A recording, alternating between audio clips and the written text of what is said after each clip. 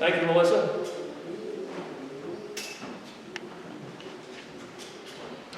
Well, I have to admit I just did it. Something I hoped I would never do. Something I hoped I would never inflict upon you. I just sang a hymn with a live mic. Such a joy. Sorry about that.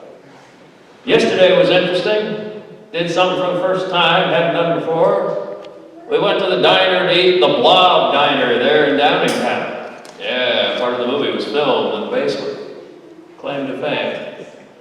And I saw on the menu that they had senior menu for 60 and above. And if with it, you got the regular stuff, but you also got pudding. And that was just tempting enough. I said, okay, I'm 60, we'll try it out. So I took that step in that direction. It was an interesting experience. But I'm not sure the pudding was worth it. Now I want you to imagine something today, a couple of somethings as a matter of fact. I want you to imagine a saltine cracker now, and imagine it without salt. A mere teen.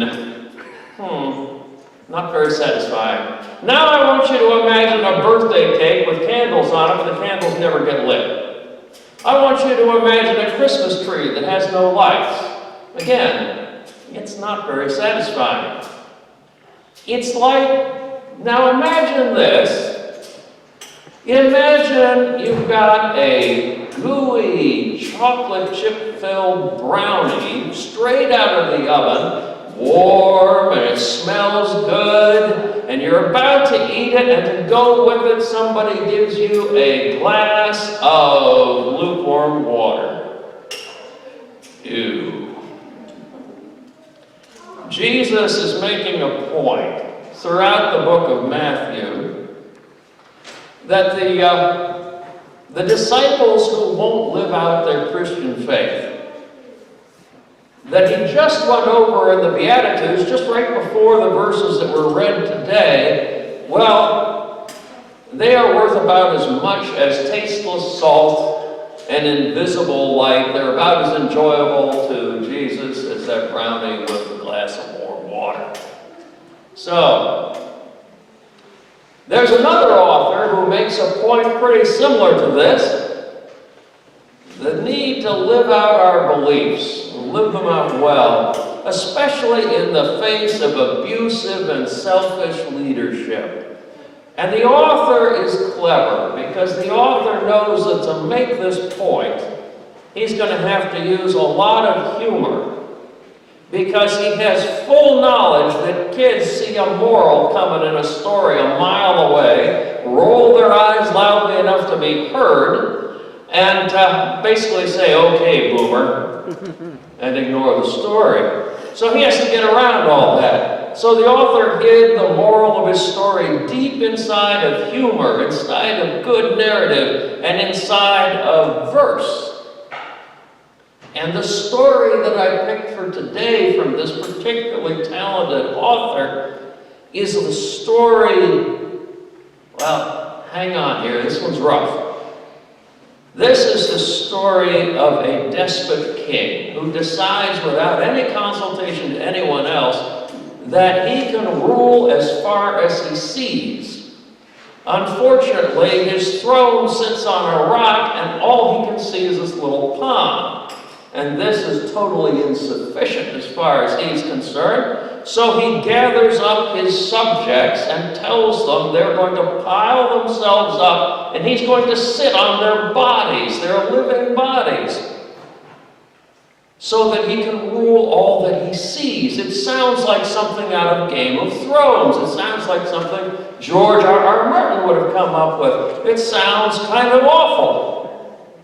But the story is authored by Dr. Seuss, and the title of the story is Yertle the Turtle. And he piles up those turtles till he can see a whole mile. And he becomes the king of a cow and a cat and a blueberry bush and a mule. But he's not satisfied. It's not enough. I want to see more. He demands that more turtles come. He wants to pile them up higher so he can see farther. But then a plain little turtle way down in the stack, a plain little turtle whose name was just Mac, Dr. Seuss does so much rhyming, you can't avoid it when you talk about his stories. He tells the king, he decides to speak truth to power, and he tells the king that way down here at the bottom of the stack, the shells of your subjects are starting to crack. The turtles are hungry, they're tired, they need to go do things. And the king yells down, "How dare you? How dare you speak to me? I demand your silence." How could a plain little turtle like him speak up at all? And Mac gets mad at that point. Mac at that moment has to decide if he's going to do what Jesus is speaking about, if he's going to be salt and light and act, or if he's going to become saltless salt and invisible light. But there's a trick to the whole thing too, because a Christian, as it says in the Beatitudes, needs to be humble. And that means to be meek, which means humble. And so how do you respond to this and yet maintain a humble attitude? The Beatitudes spoke about the blessings of the meek and those who hunger and thirst for righteousness. Mac does both of these things, but how is he to act? I'm going to leave you there for a while. We'll get back to that. Jesus calls his disciples salt and light. And this is actually a great compliment to his disciples, because without either one of those things, there is no life. They lived in a very hot part of the world, and without salt, a person would die. And food would not be preserved. Plants and animals, people also couldn't make it without light as well. You need both of those things. But a little bit of it goes a long way.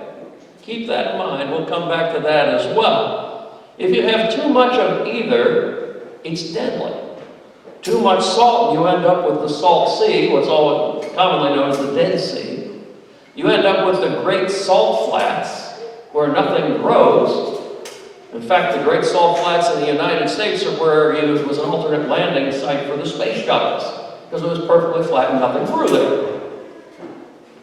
The scalding sun can kill you out in the desert, and if the Earth were just a little bit close to that gigantic ball of fusion power, life would be burned off the surface of the planet. So a little bit goes a long way.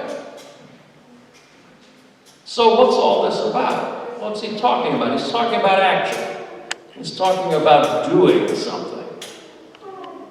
In fact, you can't know, Jesus says, you can't know about loving God and loving neighbor. You can't know about the Beatitudes and sit on that knowledge. You can't be a couch potato. It doesn't work. To do so, in Jesus' estimation, is to be as useless as unsalty salt, or your light hidden under a bushel. If salt has lost its flavor, which in Jesus' day was actually a possibility, it can't be done with pure salt today, but it was gathered from places like the Dead Sea, and so it was filled with impurity, and it was considered valuable enough, it was more valuable than a human life if you had it in enough quantity to sell. But if water gets into it, it washes the salt out of it, and you're left with nothing but those impurities. You're left with nothing but this pile of unsalty salt that's not good for anything except throwing it out in the road and filling potholes with it. Now in Philadelphia, we could use a whole lot of unsalty salt, but that's not the point. So that would be useless. And he says, nobody puts a city on a hill. A city on a hill is supposed to be a shining beacon. People come towards. You don't put it up there, paint it black, and never put a light in the window. That's useless. That's a city of the dead. Nobody wants that. You don't take a candle or one of these little oil lamps that they had back in Jesus' day today, and you don't put it under a bushel basket because the light will quickly extinguish. You're not going to be able to see your way around the house. You're going to stub your toe in the dark. No, you put it on a lampstand so it can illuminate the room from a nice high place. So you don't be a Christian without doing Christianity. That would be pretty useless in Jesus' book. Disciples need to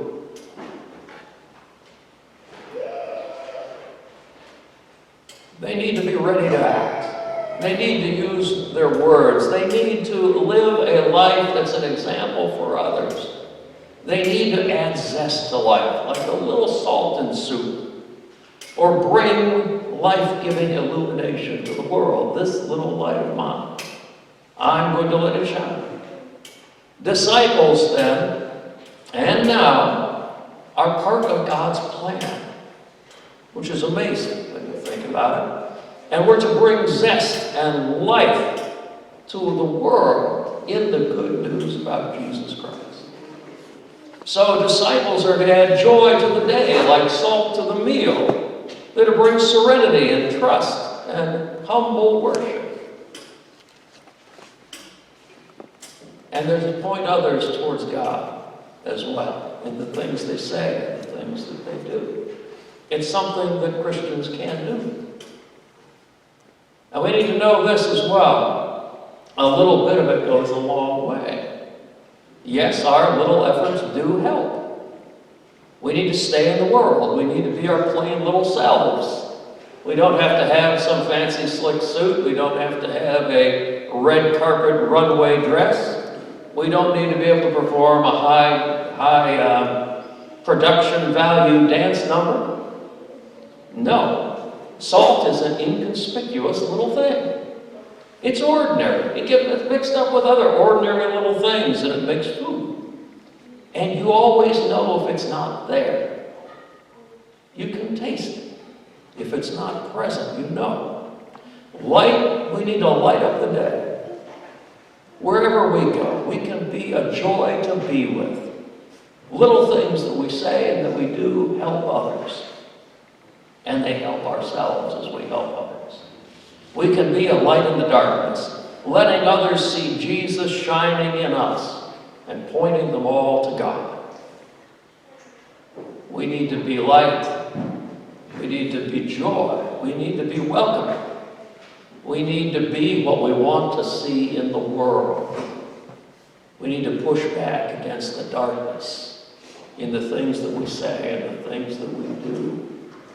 I used the example a while back of listening to a comedy show on my headphones and my phone. I was out for a walk, and I couldn't help myself. I was smiling and laughing as I'm walking down the trail, and suddenly I noticed that I'd been listening to some news program, and that didn't make me a very cheerful person, and nobody was cheerful in response, but when I started laughing and walking down the trail, all of a sudden everybody's smiling around me. Little things make a difference. You can be what you want to see in the world. We can be hope when things seem to be hopeless. We can be encouragement and a soft word. We can be the open hand. We can be light. Now, I left you hanging with the story of Yertle versus Mac, didn't I? Well, how does Mac respond? How will he be humble, yet save the suffering turtles from their desperate ruler, Yertle? Well, as I remember Dr. Seuss saying, that plain little turtle did a plain little thing. He burped and shook the throne of the king. It was a small and humble thing to do. But that humble belch was enough to destabilize that high turtle throne, and all of them fell into the pot. And the turtles that had been part of the throne, who'd been suffering, now swam free. They were happy again. They were eating and resting and doing all the other things that turtles need to do. And Yertle, who had now been deposed by plain little Mac, landed head first in the mud. And from then on he was known as King of the Mud, because that's all he could see. Mac was like salt and light for the turtles. He freed them by doing a plain little thing. The thing he could do from his position near the bottom of that turtle pile. He tried to speak truth to power and he wasn't heard. So he did what he humbly could, and his people were free. No unsalty salt or invisible light for Mac. Now, I've been reading a book by Peter Block on community as well. I do read modern adult books rather than just children's storybooks, although Dr. Seuss has an awful lot to say to adults. This is a book on community, and Block says that Mac started out as a mere consumer. And a consumer is someone who's willing to give away their own power, who feels that their needs will be best satisfied by somebody else doing something for them. Whether that's a ruler like the king, or elected officials, or management, or social service providers, or your shopping mall. Instead, Mac leaves behind being a consumer to be a citizen. What we would call a disciple, who's willing to be accountable for and committed to the well-being of the community, the well-being of all those turtles, the well-being of humanity. Citizens act, and in acting they help produce the future they want to see. They don't wait, they don't beg, they don't just imagine, they do. They create. Jesus isn't interested in us sitting back and letting somebody else do what needs to be done. Jesus isn't looking for couch potatoes or armchair quarterbacks. Jesus wants us to shake off the tendency to lean into comfort and conformity and complacency. Jesus sees and works for and calls us to work for a very different world than the one humanity lives in. Jesus wants a world where people are crazy generous with each other, a world that is filled with reconciliation between divided groups, a world where simple truth-telling is the way things are done, a world where we love our enemies no matter how crazy they drive us. It requires being more. It requires being in a righteous relationship, a relationship that's a right relationship between God and humanity that was actually more than the religious leaders of Jesus' day were willing to do. So we don't keep our faith a secret. We don't keep it our personal religion just quietly over in a corner somewhere. We have to be a little salt. We need to be a little light. We need to do that even when sometimes salt stings as it cleans. And where a light can light up things people would rather not see. That's what we need to do. It's necessary to Jesus that we use it or we lose it. That's the way Jesus sees it. This is how the Christian faith works. In Jesus' way of thinking. We've got to get a little bit of Mac in all of us. We've got to be that humble little turtle willing to speak up, willing to do some plain little thing that shakes things up. Every day we need to get up and hold ourselves accountable for being good disciples, agreeing to be salt and light each and every morning. We need to choose to own that aspect of Christianity. We need to exercise that power that we've all been given. Not trying to give it away to somebody else. Not making excuses for why we can't, but doing it. We need to encourage others to do the same, to push back against the blandness of a darkening day.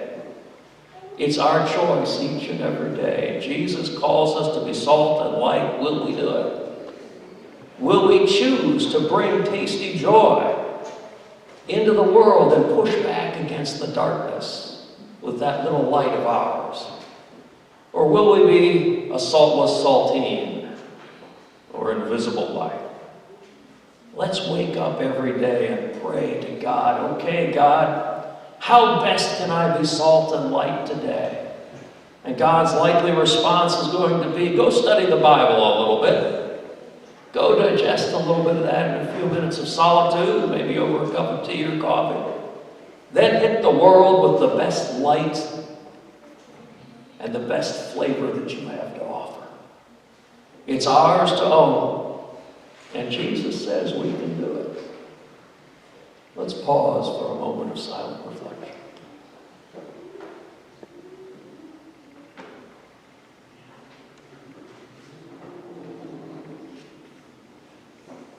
Amen. Please rise as you